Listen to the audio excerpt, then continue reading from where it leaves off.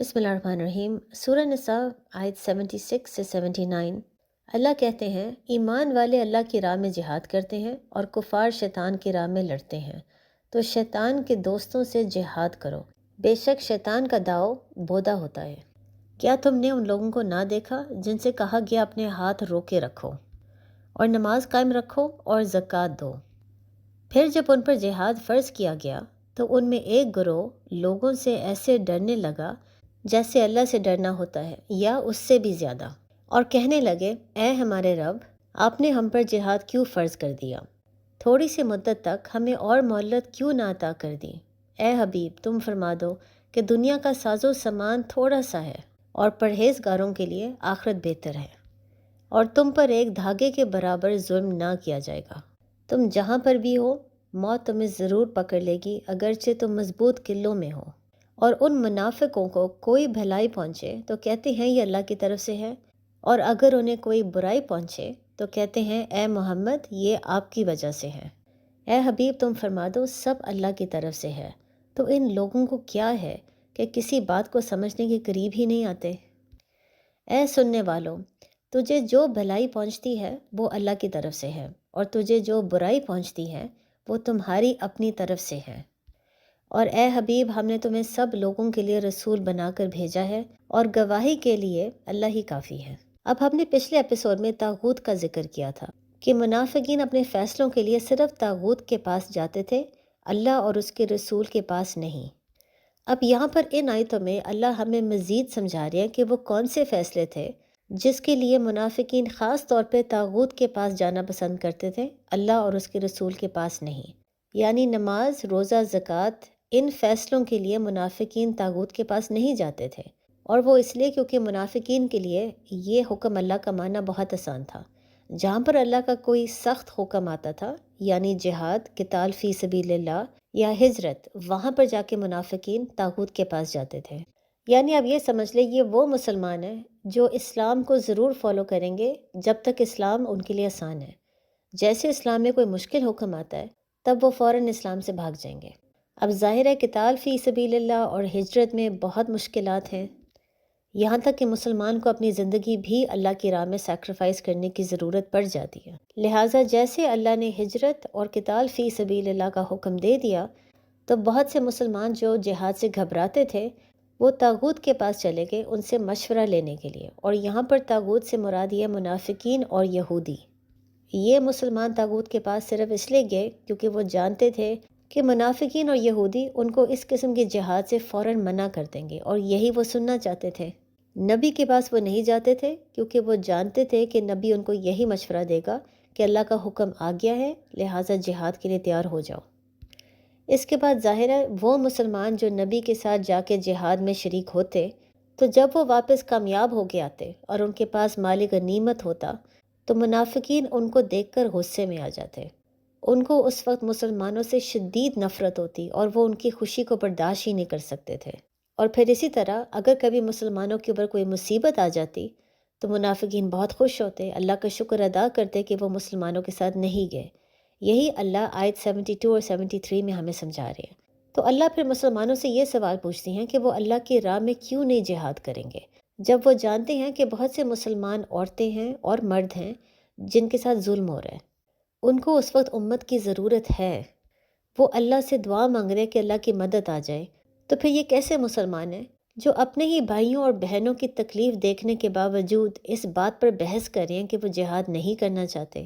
ظاہر ہے اس کے پیچھے ایک ہی وجہ ہو سکتی ہے، اور وہ یہ ہے کہ ایسے مسلمان صرف اپنے آپ سے محبت کرتے ہیں، وہ اللہ کے مخلوق سے محبت نہیں کرتے، نہ ہی ان کو اسلام کے کانسیپٹ کی سمجھ ہے۔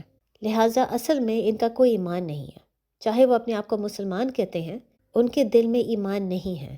لہٰذا یہی بات اللہ ہمیں ان آیتوں میں سمجھا رہے ہیں کہ اگر ایک گروہ ہے جو شیطان کے لیے لڑ رہا ہے، مسلمانوں کے ساتھ ظلم اور زیادتی کر رہا ہے، فساد پھیلا رہا ہے، تو کیا ایک اور گروہ نہیں ہونا چاہیے جو اللہ کی راہ میں لڑے، جو حق کے لیے لڑے، اسلام کی بات کو پھیلانے کی کوشش کرے، اور جہاں پر ظلم ہو رہا ہے اس کو روکنے کی کوشش کرے؟ اب ظاہر ہے اللہ تو ہر چیز پر قادر ہے، اللہ لازماً ایک گروہ کو کھڑا کر دے گا جو اسلام کے لیے لڑے گا۔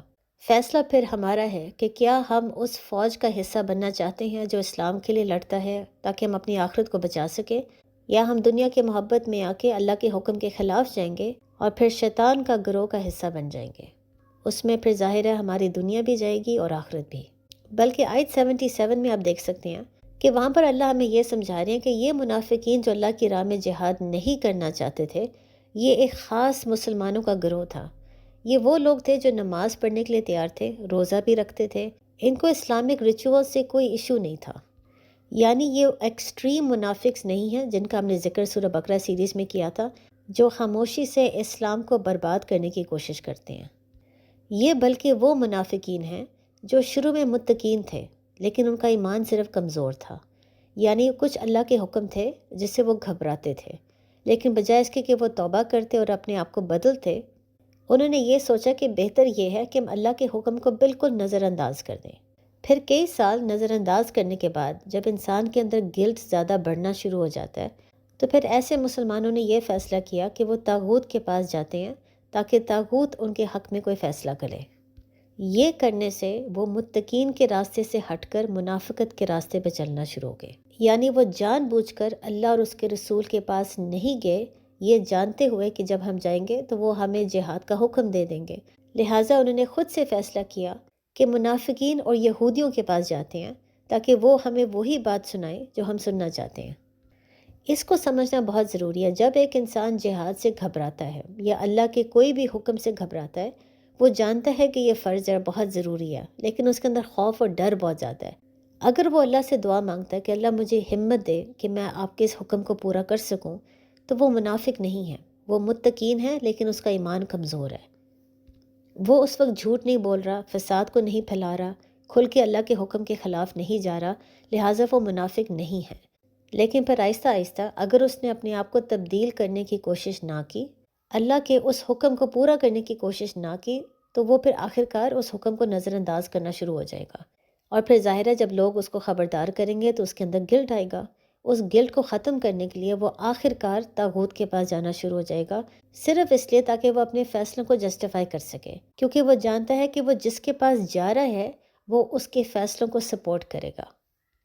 اس وقت وہ انسان متقین کے راستے پہ نہیں چل رہا، اس وقت وہ منافق کے راستے پہ چل رہا ہے، کیونکہ اس وقت وہ کوشش بھی نہیں کر رہا کہ وہ اپنے تقوی کے لیول کو بڑھا سکے یا وہ اللہ کے اس حکم کو پورا کر سکے۔ یاد رکھیں، ایمان کا مطلب ہوتا ہے کوشش، جہاد۔ اللہ ہم سے پرفیکشن نہیں مانگ رہا لیکن کوشش مانگ رہا ہے۔ جب آپ کی کوشش ہی ختم ہو جائے گی اور اپنے غلط فیصلوں کو جسٹیفائی کرنے کے لیے آپ طاغوت کے پاس جانا شروع ہو جائیں گے، تو پھر آپ منافقت کے راستے پر چل رہے ہیں۔ اس وقت چاہے انسان اپنے آپ کو مسلمان کہے، ہے وہ منافق، کیونکہ وہ کھل کے اللہ کے حکم کے خلاف جا رہا ہے، اور پھر آخر میں ایک ایسا وقت آتا ہے کہ اس کے اندر گلٹ بھی ختم ہو جاتا ہے۔ وہ واقعی یہی سوچتا ہے کہ میں بالکل ٹھیک کر رہا ہوں۔ اسی لیے آیت 77 میں اللہ ہمیں سمجھاتے ہیں کہ یہ وہ مسلمان ہیں جن کو نماز اور زکوٰۃ دینے میں کوئی ایشو نہیں تھا، وہ بہت خوش تھے، بلکہ جب تک اسلام صرف تبلیغ کے حد تک تھا تو یہ اسلام سے بہت خوش تھے، لیکن جیسے تبلیغ کے علاوہ جہاد اور قتال فی سبیل اللہ کا حکم آ گیا، تب یہ مسلمان اسلام سے گھبرانا شروع ہو گئے۔ تب پھر انہوں نے اللہ سے یہ شکایت کی کہ اللہ قتال فی سبیل اللہ کا حکم آپ نے کیوں بھیجا؟ آپ بعد میں بھی بھیج سکتے تھے، اس وقت اتنی جلدی آپ نے ہمارے اوپر اتنا بڑا بوجھ کیوں ڈالا؟ یعنی وہ اللہ سے ہمت اور طاقت کی دعا نہیں مانگ رہے تھے، وہ اللہ سے اس چیز پر شکایت کر رہے تھے کہ ایسا حکم بھیج کر آپ نے ہمارے ساتھ بے انصافی کی ہے۔ اس وقت یہ لوگ پھر منافقت کے راستے پر چلنا شروع ہو جاتے ہیں، بجائے اس کے کہ وہ یہ کہیں کہ اللہ ہم نے سنا اور ہم نے اطاعت کی، وہ یہ جواب دیتے تھے اللہ ہم نے سنا لیکن ہم اطاعت نہیں کریں گے۔ بلکہ پھر منافقت کے راستے پہ چلتے چلتے ایسے لوگ پھر ایکسٹریم منافقس بن جاتے ہیں، جس کا ذکر سورہ بقرہ سیریز میں ہم نے کیا تھا، جو اسلام کو ختم کرنا چاہتے ہیں، فساد پھیلانا چاہتے ہیں۔ اور پھر ایسے ایکسٹریم منافقس فساد پھیلانے کے لیے اور مسلمانوں کو مزید ڈسکریج کرنے کے لیے یہ کہتے تھے کہ جب بھی ہمارے ساتھ کچھ اچھا ہوتا ہے تو وہ اللہ کی طرف سے ہے، اور جب بھی ہمارے ساتھ کچھ برا ہوتا ہے تو وہ نبی کی وجہ سے ہے۔ یہ وہی حرکت ہے جو یہودی موسیٰ علیہ السلام کے ساتھ کرتے تھے، صرف ان کو تنگ کرنے کے لیے۔ ظاہر ہے یہ بات کہنے سے ایکسٹریم منافقس کا پلان ہی یہی تھا کہ آہستہ آہستہ تمام مسلمان نبی سے متنفر ہو جائیں گے۔ وہ یہ سوچیں گے کہ جب بھی ہمارے ساتھ کچھ برا ہوتا ہے وہ نبی کی وجہ سے ہے، نبی نے جو بھی حکم دیا وہ غلط دیا۔ لہٰذا اس کانسیپٹ کو چیلنج کرنے کے لیے آیت 78 میں اللہ کھل کے سمجھا دیتے ہیں کہ جو کچھ بھی ہمارے ساتھ ہوتا ہے وہ سب کچھ اللہ کی طرف سے ہے۔ خاص طور پہ اللہ ہمیں یہ بتاتے ہیں کہ جب ہمارے ساتھ کچھ اچھا ہوتا ہے تو اس میں خیر ہے، وہ اللہ کی طرف سے ہے، بلکہ اس میں امتحان بھی شامل ہے، کیونکہ جیسے ہم نے سورہ بقرہ سیریز میں اس چیز کو کور کیا تھا، امتحان جو اللہ کی طرف سے آتے ہیں وہ بھی ہمارے لیے ایک بلیسنگ ہے، کیونکہ امتحانوں کے ذریعے ہمیں یہ اللہ یاد کرواتے ہیں کہ زندگی کا مقصد کیا تھا، کہ دنیا سے محبت نہیں کرنی۔ امتحانوں کے ذریعے بلکہ ہمارے اندر ہمت اور طاقت آ جاتی ہے۔ صرف مشکل وقت میں ہمیں احساس ہوتا ہے کہ ہمارا اصل پوٹینشل کیا ہے، لہٰذا جو امتحان اللہ کی طرف سے آئے اس میں خیر ہے، لیکن ساتھ ہی اللہ بتا رہے ہیں کہ جو آپ کے ساتھ برا ہوتا ہے اس میں نبی کا کوئی قصور نہیں، اس میں آپ کا اپنا قصور ہے۔ یعنی اگر آپ اللہ کے حدود کو توڑنے کی کوشش کریں گے تو اللہ آپ کو لازماً سزا دیں گے، اور پھر جب اس وقت آپ کو پریشانی آئے گی تو اس وقت نبی پر یا کسی اور پر الزام نہ ٹھہرائے، جو کچھ بھی برا ہوتا ہے وہ آپ کی اپنی وجہ سے ہے۔ لہٰذا اللہ دوبارہ مسلمانوں کو یاد کروا رہے ہیں کہ یہ دنیا تھوڑے عرصے کے لیے ہے، اس دنیا سے بہت زیادہ محبت نہ کرو، اس دنیا کے محبت میں آ کر اللہ کے حکم کے خلاف نہ جاؤ، کیونکہ پھر دونوں دنیا اور آخرت دونوں چیزیں نہیں ملیں گی۔ ساتھ ہی اللہ مسلمانوں کو سمجھا رہے ہیں کہ اگر ان کو موت سے ڈر لگتا ہے، اس موت کے ڈر کی وجہ سے وہ جہاد یا ہجرت سے گھبراتے ہیں، تو موت سے تو انسان بھاگ ہی نہیں سکتا۔ جو بھی اللہ نے موت کا وقت مقرر کیا ہے وہ تو ہو کے رہے گا، لہٰذا اس سے بہتر یہ نہیں ہے کہ انسان اللہ کی راہ میں جہاد کرے تاکہ جب بھی اس کو موت آئے تو وہ شہید کی موت مرے۔ اب ظاہر ہے یہ تمام چیزیں اللہ ہمیں کیوں بتا رہے ہیں؟ اللہ یہ چاہتے ہیں کہ ہم میں سے ہر انسان اپنا جائزہ لے۔ جب ہم کوئی اللہ کا حکم ایسا سنتے ہیں جو ہمیں لگتا ہے بہت مشکل ہے، تو ہم کیسے بیہیو کرتے ہیں؟ کیا ہم اللہ سے اس وقت دعا مانگتے ہیں کہ اللہ ہمیں ہمت اور طاقت دے کہ ہم اس حکم کو پورا کر سکیں؟ کیا ہم آہستہ آہستہ اس حکم کو پورا کرنے کے لیے قدم لیتے ہیں، یا کیا ہم بالکل اس حکم کو نظر انداز کر دیتے ہیں؟ یاد رکھیں، جب آپ اللہ کے حکم کو نظر انداز کر دیں گے یا آپ کئی سال اللہ سے دعا مانگیں گے کہ اللہ آپ کو ہمت دے اس حکم کو پورا کرنے کے لیے، لیکن خود آپ کوئی محنت کوئی کوشش نہیں کرے، تو آہستہ آہستہ آپ کا دل سخت ہونا شروع ہو جائے گا، اور پھر ایک وقت آئے گا آپ کو پتہ ہی نہیں چلے گا کہ آپ منافق کے راستے پر چل رہے ہیں۔ شروع میں جب لوگ آپ کو خبردار کریں گے تو آپ کے دل میں گلٹ ہوگا، پھر ایک وقت ایسا آئے گا کہ گلٹ بھی ختم ہو جائے گا، آپ خود اپنے بیہیویئر کو جسٹیفائی کرنا شروع ہو جائیں گے۔ آپ محنت کر کے آن لائن کوئی اسکالر کو یا کسی کو ڈھونڈنے کی کوشش کریں گے جو وہی بات کرے جو آپ سننا چاہتے ہیں، تاکہ تھوڑی دیر کے لیے آپ بہتر محسوس کریں، حالانکہ آپ کا دل گواہی دے رہا ہوتا ہے کہ آپ جو بھی کر رہے ہیں وہ غلط ہے۔ اگر اس وقت بھی آپ نے اپنے آپ کو ٹھیک نہ کیا تو پھر ایک ایسا وقت آئے گا کہ آپ کو ان لوگوں سے نفرت ہونا شروع ہو جائے گی جو آپ کو قرآن اور حدیث کے ذریعے خبردار کرنے کی کوشش کرتے ہیں، اور اس کے بعد آہستہ آہستہ طاغوت کو فالو کرنے کی وجہ سے آپ کا ایک اپنا اسلام کا ورژن ہوگا جس کو آپ فالو کریں۔ یہ وہ اسلام نہیں ہے جو اللہ نے بھیجا ہے، یہ آپ کا ایک اپنا ورژن ہے اسلام کا، ایک ایسا ورژن جو قیامت کے دن آپ کو کوئی فائدہ نہیں دے گا۔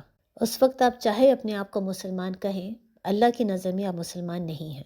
لہٰذا ان آیتوں میں اللہ ہمیں خبردار کر رہے ہیں کہ بار بار اپنے دل کا جائزہ لیں، اس سے پہلے کہ آپ کا دل بہت سخت ہو جائے اور آپ منافقین کے راستے پہ چلنا شروع ہو جائیں۔ اگر آپ جانتے ہیں کہ آپ کچھ غلط کر رہے ہیں تو فوراً توبہ کر کے اپنے آپ کو ٹھیک کریں۔